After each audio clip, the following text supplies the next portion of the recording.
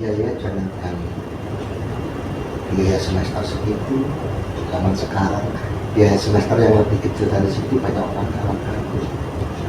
Mau nggak sekolahi, gimana? Tapi sekolahi, gitu kan? Iya. Sementara tujuan kamu waktu pulang dari Amerika, pasti kayak seperti orang lain, bisa hari-hari kumpul sama keluarga, sama anak, betul? Sekarang dilema, kalau nggak balik ke Amerika, uangnya nggak ada. Tapi kalau balik ke Amerika, uang ada, tapi nggak bisa. Ini dia.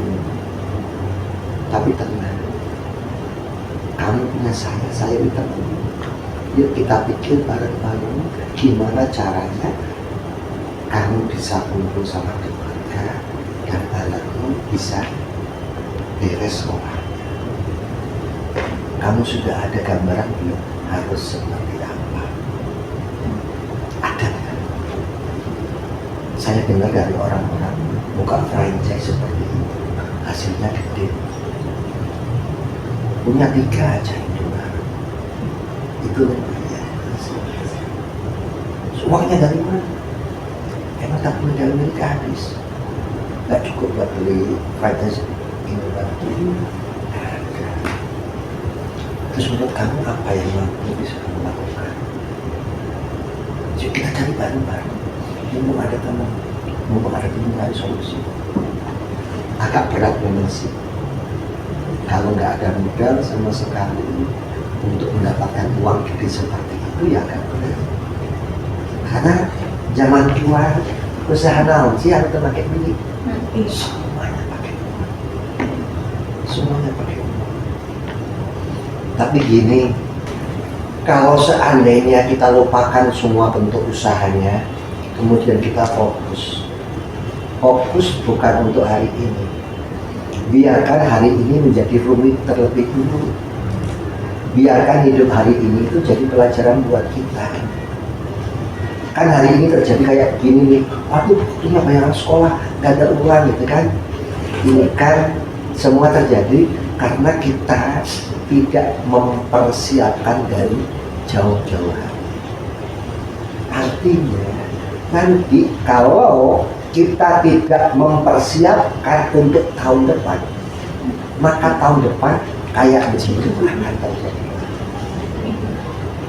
Caranya supaya nggak terjadi lagi, ya kita siapkan dari sekarang supaya nanti tahun depan hal-hal kayak begini nggak terjadi lagi. Kalau seandainya ini kamu punya uang cukup untuk nyekolahin anak, biayain anak, tapi nggak perlu balik lagi ke Amerika, bisa kumpul, tapi ekonomi nggak pusing. Ini bisa membantu kamu ide. Kalau seandainya tahun depan kamu nggak perlu ke Amerika, anak butuh ini kirim, anak butuh ini kirim, kamu menguasai uang. Kalau kamu dalam kondisi seperti itu, kamu bahagia. Yuk kita pikirkan, saya akan bantu caranya.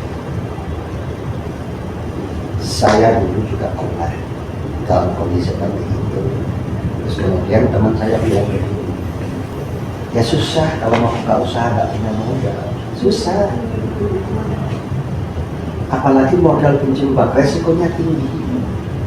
Iya kalau bisnis yang dibangunnya jalan. Kalau mandek, bisnis nggak jalan, cicilan bank tetap harus dibayar. Akhirnya bisnis bangkrut, sertifikat di bawah. Ini ada usaha yang resikonya nggak seperti itu. Modalnya ringan, nggak sampai 2 juta. Tapi hasilnya sepertinya bisa membuat kamu hidup seperti itu. Kamu bisa hidup mapan, bisa kumpul sama keluarga, nggak perlu pergi ke mana-mana. Usaha apa? Tapi usaha seperti ini sebenarnya kamu kurang suka. Saya dulu juga bilang, saya kurang suka. Oh MLM ya? Iya. Teman saya cuma bilang begini, tidak harus ikut MLM. Kalau ada modalnya bukan usaha yang lain. Dia bilang begitu ke saya. Jangan ikut MLM. Kalau punya modal, shop, beli franchise Alfamart Gajah Bang, bikin bengkel yang besar. Itu gak ada modalnya. Teman saya bilang begini, kalau nggak ada modalnya, jangan alergi sama MLM. Karena ini satu-satunya usaha yang bisa menampung orang seperti kamu. Kepingin penghasilan gede, tapi modalnya sedikit. Begitu pun kamu juga. Kalau kamu ada modal, jangan ikut MLM. Kalau punya uang 200 juta misalkan, jangan ikut MLM. Beli Alfamart aja, nggak ada uangnya. Kalau nggak ada uangnya, MLM bisa jadi satu lonjakannya. Uang 2 juta putar di MLM, nanti dapat uang gede, beli franchise, beli Alfa, beli Indomaret, kita bisa sendiri. Oh MLM ya, sepertinya kamu pernah ikut MLM dulu ya? Oh iya, gitu kan? Saya juga pernah ikut, kamu juga pernah ikut. Nah, pertemuan ini kayaknya bisa jadi bahan belajar buat kita. Nih, kalau orang sampai ikut MLM, itu pasti ada sesuatu yang membuat dia tertarik sampai ikut MLM tersebut. Termasuk kamu, termasuk saya. Saya dulu kenapa ditawarin MLM tertarik? Dia melihat orang lain di rumah beli mobil, sementara aku nggak punya rumah, nggak punya mobil. Siapa sih yang nggak pingin? Masuklah saya tertarik. Nah, tahu kamu dulu apa? Ada sesuatu yang menarik. Tetapi setelah masuk, kok ada orang sampai trauma? Pasti ada sesuatu yang dia tidak suka setelah masuk itu. Ya kan? Tidak sesuai ekspektasi katanya, ya kan? Kalau dulu kamu apa yang membuat menjadi benci terhadap MLM? Apa ya banyak ini? Kalau saya dulu, kan waktu dengarkan orang lihat dapat mobil, dapat rumah. Nah setelah masuk, kayak dikebiri dong, kayak kejar rodi dong, tiap bulan suruh belanja, barang masih numpuk. Suruh belanja lagi, modal dari mana? Ngutang. Produk numpuk, baru kejual sedikit, sudah ganti bulan, suruh tutup poin, belanja lagi. Lama-lama kita banyak utang, produk numpuk, nggak diminum, expire ya kan? Pokoknya dimasak sendiri. Akhirnya malah jadi banyak utang. Nah, itu salah satunya. Kalau kamu apa? Ya kalau saya dulu ya termasuk itu sih, gitu kan. Disuruh belanja, jualan kadang-kadang bikin stres juga. Apalagi kan waktu itu kadang-kadang pulang itu setiap hari jam 3, jam 2 malam, jam 3, jam 2 malam. Akhirnya kan kita punya istri jadi ribut. Kalau nggak keluar sampai jam segitu dibilangnya kurang komitmen dan sebagainya kan. Iya. Padahal kalau melihat konsepnya, MLM itu keren sebenarnya, iya kan? Modal segitu, tapi hasilnya gede. Tapi yang bikin bete kan caranya tadi loh, syaratnya, iya kan? Iya. Nah, saya pun dulu ketika ditawari, pertama kali nggak mau sih. Kemudian dia nanya, kenapa sih sekarang sama MLM? Asal yang kali curi, gitu kan? Pernah nggak kita ikut MLM kaya? Kita selalu jadi miskin kan, ikut MLM jadi banyak utang. Tiap bulan disuruh belanja tutup poin. Tapi kan konsepnya keren. Modal murah, hasilnya gede. Iya modalnya murah, waktu join hasilnya gede. Tapi tiap bulan kita digorokin uangnya. Coba kalau MLM itu nggak gitu ya, joinnya murah, hasilnya gede, tapi tiap bulan nggak usah digorokin gitu, pasti keren. Ya pasti keren kalau gitu kan. Kalau ada seperti itu, kita harap. Jadi waktu daftar aja belanja tiap bulan itu nggak disuruh belanja tutup poin enggak. Kalau dapat bonus nggak disuruh belanja, dapat reward nggak usah disuruh belanja. Jadi penghasilan itu utuh, ya keren. Itulah TDPS. Jadi kamu dengan saya sama-sama punya trauma. Kenapa? Dia bilang kenapa saya masuk? Karena saya paham ini beda dengan yang kita kerjakan. Nah sekarang kamu paham. Kalau kamu apa yang bikin kamu jadi trauma? Karena pengalaman dulu banyak orang alergi terhadap MLM karena ada kewajiban belanja, maka muncullah MLM baru dengan terobosan baru menghilangkan hal-hal seperti itu, termasuk di yang tidak ada kewajiban tutup belanja atau tutup poin. Anda butuh produk pakai sendiri, ada yang pesen belanja. Kalau nggak ada butuh sama sekali, nggak usah belanja. Dapat bonus berapapun tetap dibayar. Dapat reward. Kalau yang ML dulu kan dapat reward, dibutuh doang pakai motor, malah dapat uang mukanya kan. Terus cicilannya kan bingung kita. Nah di PTPS enggak. Kalau dapat 20 juta, ya gelap 20 juta. Jadi kita nggak mikir cicilan. Dan bagusnya, kalau dulu untuk dapat uang mukanya syaratnya ribet. Penjualan pribadi harus sekian. Grup yang pertama, yang kedua, yang ketiga harus sekian. Harus mensponsori orang harus sekian. Kalau di antara tiga itu salah satu nggak terpenuhi, nggak dapat kan uang mukanya, nggak dapat. Di sini dia. Asal masuk target langsung masuk 20 juta, nggak pakai syarat apa. Jadi terima 20 juta itu bersih. Terus sekarang kan zaman beda Pak kayak kita. Kalau dulu kan memang harus pulang jam 2, jam 3. Karena dulu nggak ada teknologi kayak begitu. Nah kalau sekarang kita punya mitra jauh-jauh, yuk kita harus sharing, cukup kasih linknya, yuk kita zoom dari rumah Pak. Dari rumah Pak, nggak perlu keliling-keliling kayak dulu. Jadi kita bekerja bisa ditemenin sama anak, sama istri.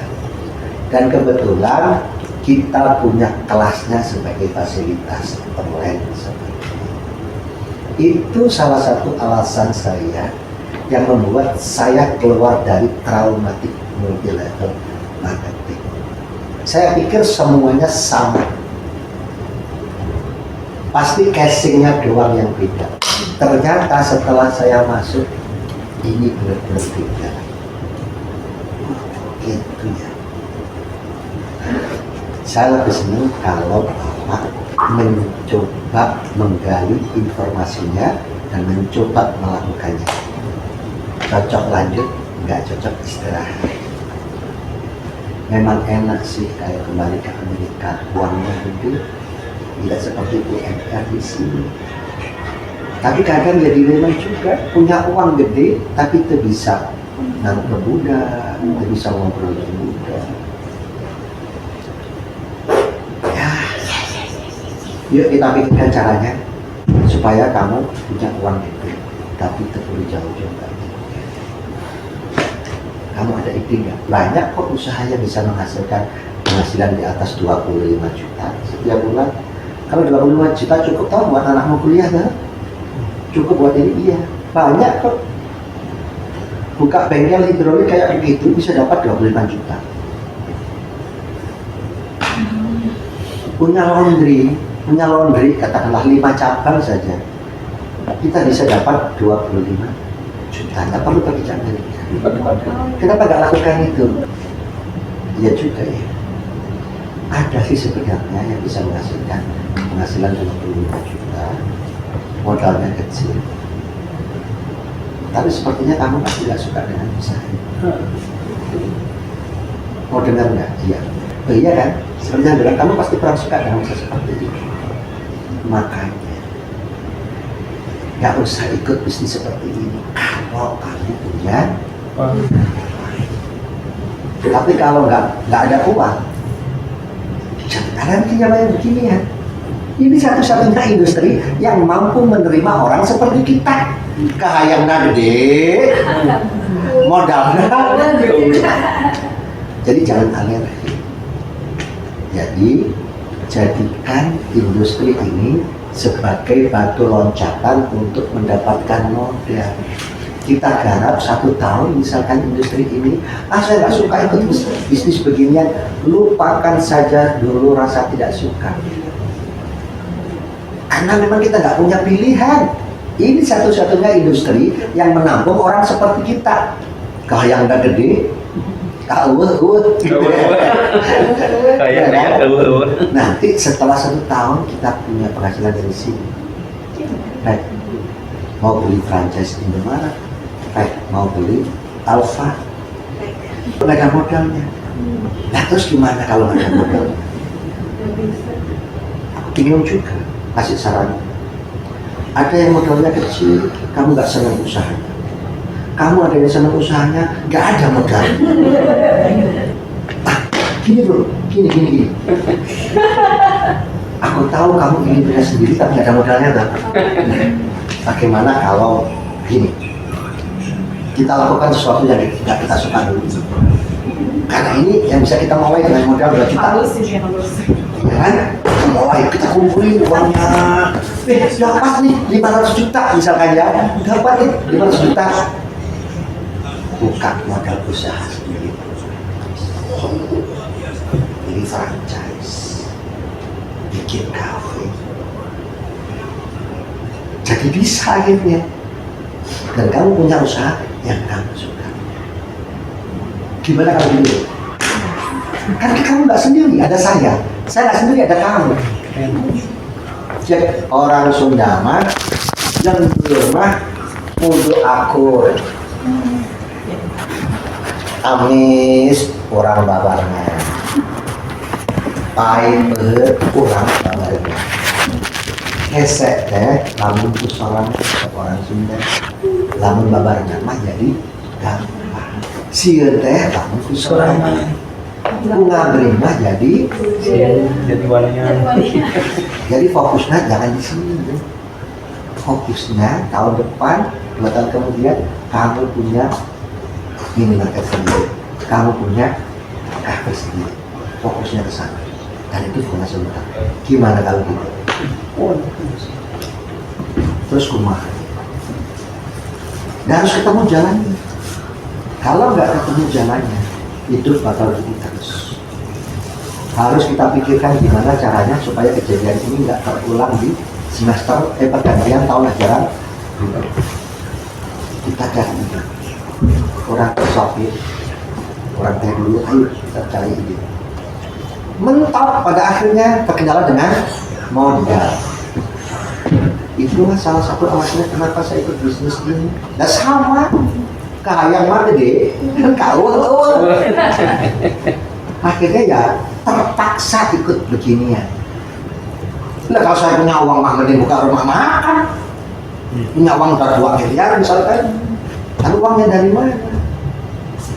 Saya punya cita-cita, ini mah buka warungannya leletika gitu. Saya nanya ke bikin kopi segala macam teh, ya kira-kira 800 juta lah di kampung mah. Tapi uangnya dari mana? Makanya saya terpaksa ikut bisnis ini. Setelah saya itu, kembalilah kepaksa oge. Tapi dari bisnis ini nanti, siapa tahu nanti tahun depan dapat total bonus 800 juta. Itulah saatnya saya buka warungan sendiri. Dan tak perlu kadang-kadang nih kalau kita benci sesuatu jangan kembali. Ada sesuatu yang kita tidak suka, itu justru baik buat. Siapa tahu kita terpaksa nggak suka dengan, siapa tahu apa yang kita nggak suka terpaksa itu justru menjadi jalan hidup kita. Kita nggak pernah tahu. Ya bro, jangan fokus pada suka atau tidak. Fokuslah bagaimana tahun depan kondisi kayak begini nggak terulang lagi.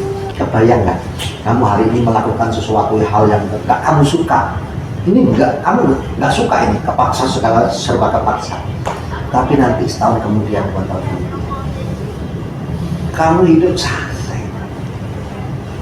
Anak bilang, "Wah, libur bisa kesini nggak? Kita datang ke sana kunjungi anak, pakai mobil sendiri, nggak perlu rental. Datang jemput anak, mau makan di mana nak? Bawa ke restoran yang bagus. Dia pamerin, ini bapak aku, ini bapak aku, ini bapak aku, anak bangga. Ayo ikut ke sana yuk, naik mobil aku aja. Sekarang sudah pindah rumah, nggak di situ lagi, nggak sama orang tua lagi, punya rumah sendiri.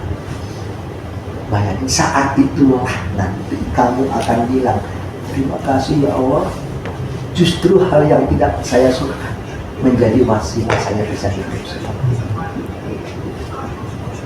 Bismillah. Kamu nggak sendiri, kamu nggak sendiri.